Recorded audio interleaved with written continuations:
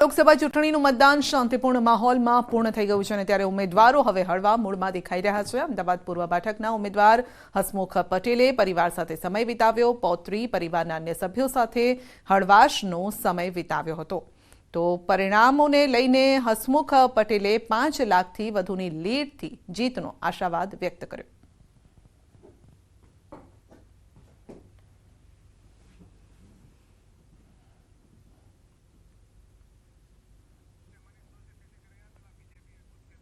પૂર્ણ થયા બાદ અમદાવાદ પશ્ચિમ બેઠકના ભાજપના ઉમેદવાર દિનેશ મકવાણા હળવા મૂડમાં દેખાયા હતા।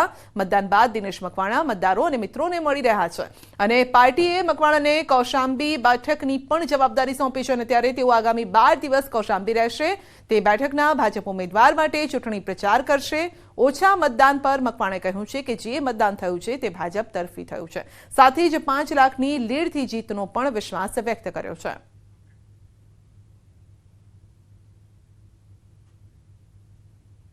લોકસભા ચૂંટણીનું ત્રીજા તબક્કાનું મતદાન પૂર્ણ થઈ ચૂક્યું છે। ત્રીજા તબક્કાની અંદર અમદાવાદ પશ્ચિમ બેઠક ઉપરથી ચૂંટણી લડતા દિનેશ મકવાણા આપણી સાથે, તેમની સાથે વાત કરીશું।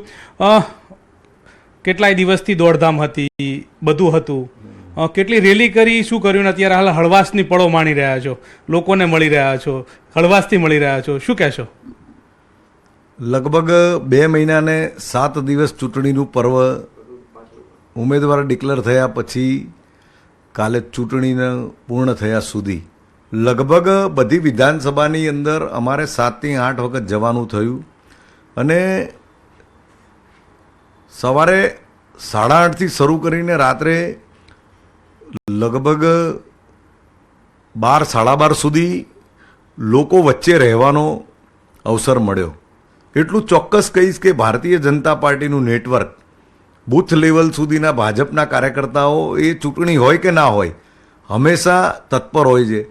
હું એક આપને દાખલો આપું કે હું જે વિસ્તારની અંદર જવાનો હોઉં ત્યાં 2 કલાક પહેલાં પણ કાર્યકર્તાને ફોન કરું, વોર્ડ પ્રમુખને, કે ભાઈ હું આ વિસ્તારની અંદર આવી રહ્યો છું, આ જગ્યાએ મિટિંગમાં આવી રહ્યો છું, આ જગ્યાએ મંદિરના દર્શન કરવા, તો 1-2 કલાકના ટૂંકા સમયની અંદર પણ ભારતીય જનતા પાર્ટીના 50-100 કાર્યકર્તાઓ ભેગા થઈ જાય। એટલે ભારતીય જનતા પાર્ટીનું જે નેટવર્ક છે ને એના કારણે ગમે તેટલી સખત મહેનત કરો પણ સહેલાઈથી સમય પસાર થઈ જાય અને લોકો સુધી સહેલાઈથી પ્રજા સુધી મળી શકાય। આજે રિલેક્સ મૂડની કોઈ વાત નથી, પણ સવારે મારી રૂટિન લાઈફ 8:30-9 હું નીકળી ગયો છું, આજે અહીં મળી રહ્યો છું અને રાત્રે લગભગ 8-9 વાગે જ ઘરે પહોંચવાનો છું। આવતીકાલે એક દિવસ ઘરે રહીશ, આજે ઘરે રહીશ અને લગભગ સવારે 10 તારીખે સવારે 5 વાગ્યાની ફ્લાઇટ છે। હું પાર્ટીની જે જવાબદારી છે એ પાર્ટીએ મને કોસંબી લોકસભાની જવાબદારી મને આપી છે। કોસંબી લોકસભામાં એક વિધાનસભાની મને જવાબદારી મળવાની છે। લગભગ હું 12 દિવસ ત્યાં પાર્ટીના પ્રચારના કામ માટે જવાનો છું। દિનેશભાઈ, આમ જોવા જઈએ તો સુખદ સમય રહ્યો આખો, પરંતુ મતદાન હતું ગઈકાલે, ઓછું મતદાન થયું છે, એને તમે કેવી રીતે જોઈ રહ્યા છો, શું માનો છો? સ્વાભાવિક વાત છે, અમારી અપેક્ષા કરતાં ઓછું મતદાન થયું છે, પરંતુ પહેલો બીજો તબક્કોમાં પણ ઓછું મતદાન થયું હતું, પણ ગરમીના કારણે ચોક્કસ મતદાન ઓછું થયું છે એ સ્વીકારવું રહ્યું। પણ 54% મતદાનમાં મને એટલો વિશ્વાસ છે કે જે બી મતદાન થયું છે એ ભારતીય જનતા પાર્ટીની ફેવરમાં થયું છે। કેટલા માર્જિનથી જીતવાની આશા સેવી રહ્યા છો? કારણ કે પ્રથમ વખત તમે ચૂંટણી લડી રહ્યા છો, તમારી જગ્યાએ કિરીટભાઈ હતા, 3 ટર્મ હતી, એની સામે તમે પહેલી વખત જ આ ચૂંટણી લડો છો, શું કેટલું આંકલન કરી રહ્યા છો? હું આંકડા મેં જોયા, એટલું ચોક્કસ કહીશ કે ભારતીય જનતા પાર્ટી પાસે જે 5 સીટ છે, એલિસ બ્રિજ, મણિનગર, અસારવા, અમરાઈવાડી ને દરિયાપુર, એ 5 સીટની અંદર ખૂબ સારું માર્જિન રહેશે। જે મત પડ્યા છે એમાં માહોલ જોઈને કાર્યકર્તાઓને ખબર પડી જાય છે, માહોલ જોઈને અમને ખબર પડી જાય છે।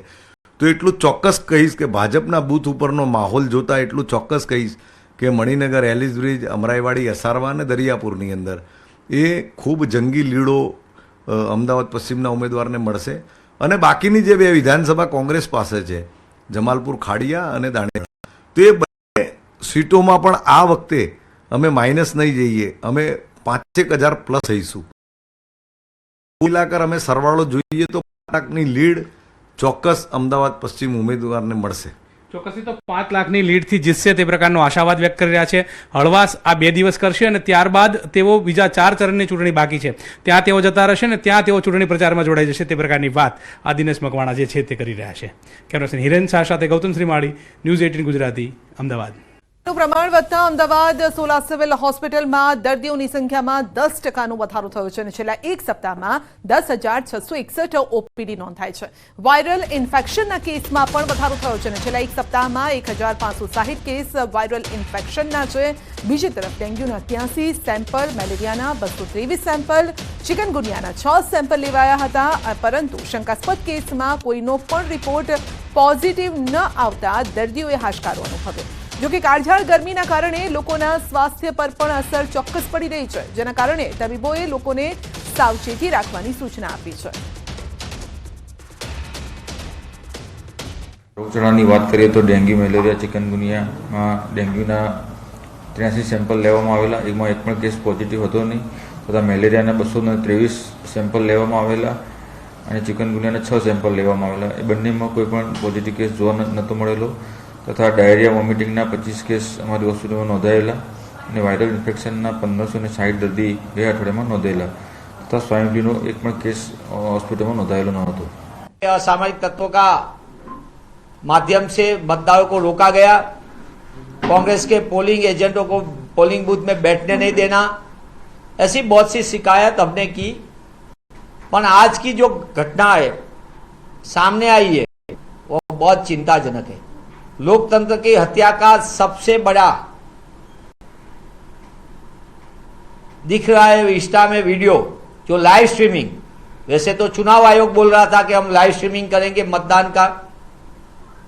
ये तो भाजपा के नेता पुत्र ने दाहोद के संतरामपुर विस्तार के प्रथमपुर बूथ में बूथ कैप्चरिंग किया. विजय बांभोर नाम का ये जिस तरीके से बात कर रहा है, गाली गलौज करके मतदारों पे प्रभाव डाल रहा है, डर पैदा कर रहा है. पोलिंग ऑफिसर चुप है, कर्मचारी चुप है, पुलिस तंत्र जो वहां बूथ पे है, पुलिस के कर्मचारी वो भी मौन देख रहे हैं. और पूरी व्यवस्था में हर मतदारों को अपना अधिकार से मत देने की इजाजत होती है. इसकी जगह पे ये नेता पुत्र भाजपा का विजय बांभोर ने खुद ही मतदान कर रहा है. वो वीडियो भी वायरल हुआ. ये दिखता है कि लोकतंत्र की बड़ी पैमाने पे हत्या हो रही है. दाहोद क्षेत्र में कांग्रेस के प्रत्याशी प्रभाबेन तावियात को भारी जन समर्थन, जन आशीर्वाद मिल रहा है. जनता का पास स्नेह मिलने से मतदान में भी दिख रहा है. घबराई हुई भाजपा ने असामरिक तत्वों को साथ लेके बूथ कैप्चरिंग का ये प्रयास स्पष्ट दिख रहा है.